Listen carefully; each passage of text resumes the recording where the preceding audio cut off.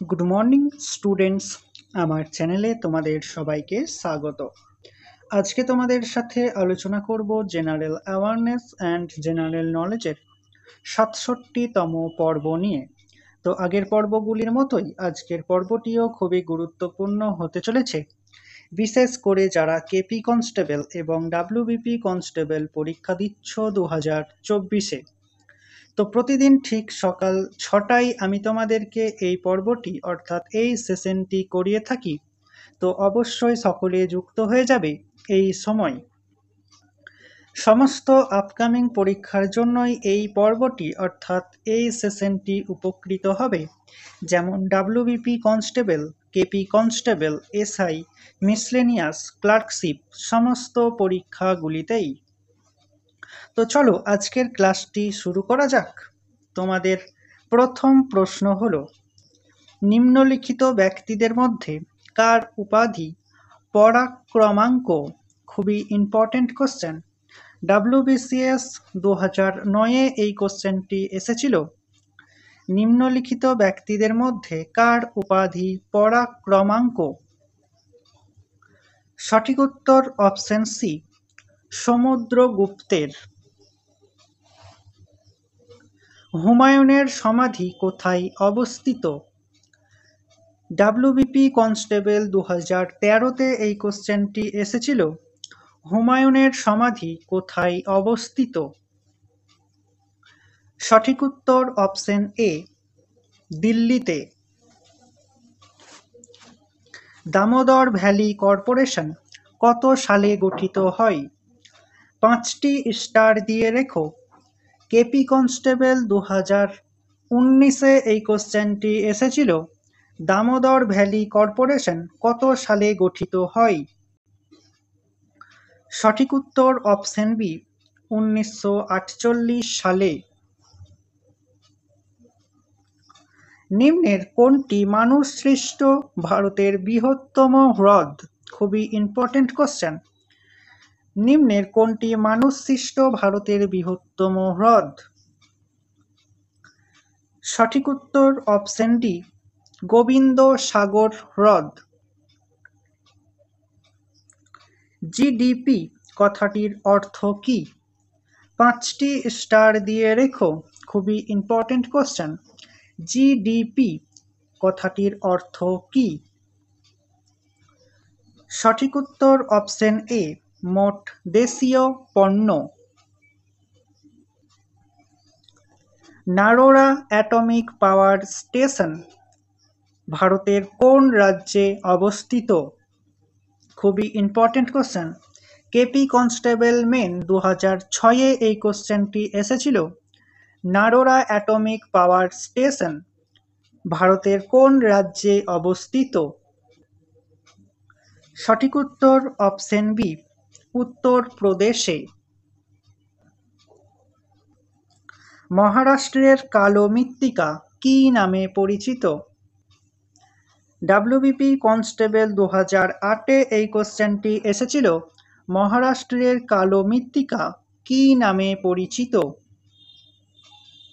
সঠিক উত্তর option C, regur নামে পরিচিত। নিম্নের কোন সংগঠন লন্ডনে অনুষ্ঠিত প্রথম গোলটেবিল বৈঠকে অংশগ্রহণ করেন? নিম্নের কোন সংগঠন লন্ডনে অনুষ্ঠিত প্রথম গোলটেবিল বৈঠকে অংশগ্রহণ করেন? সঠিক উত্তর অপশন বি, জাতীয় কংগ্রেস।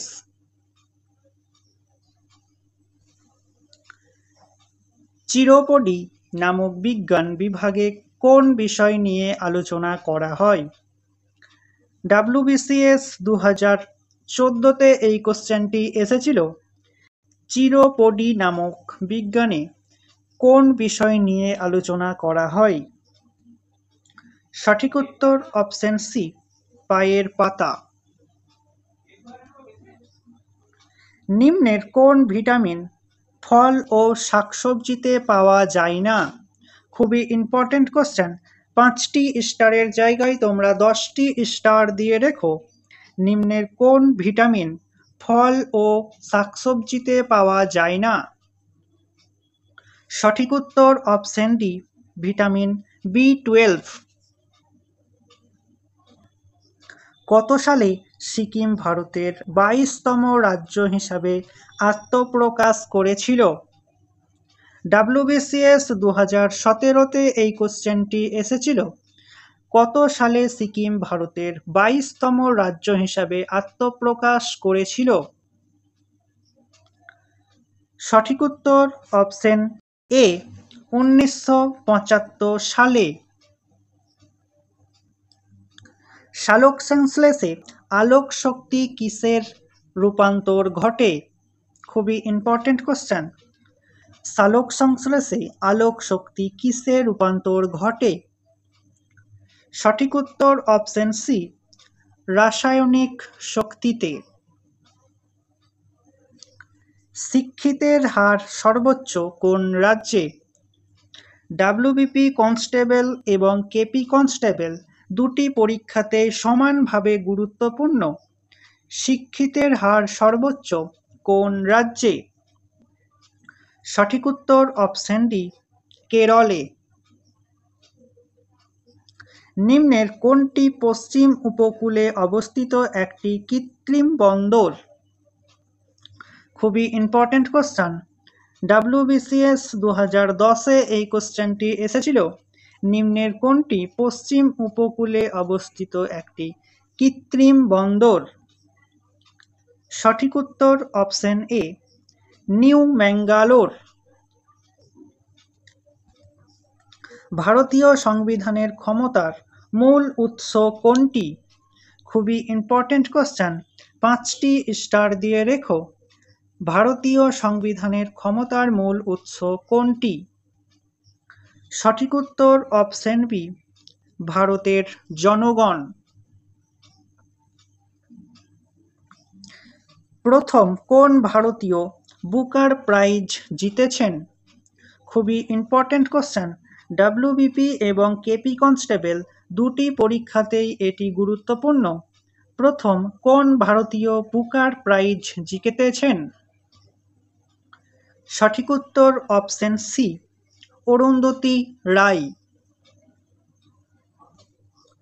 ভারতের কোথায় প্রথম পেট্রোলিয়াম তেল আবিষ্কৃত হয়? খুবই ইম্পর্টেন্ট কোশ্চেন, 5টি স্টার দিয়ে রেখো। ভারতের কোথায় প্রথম পেট্রোলিয়াম তেল আবিষ্কৃত হয়? সঠিক উত্তর অপশন বি, দিগ্বয়ে।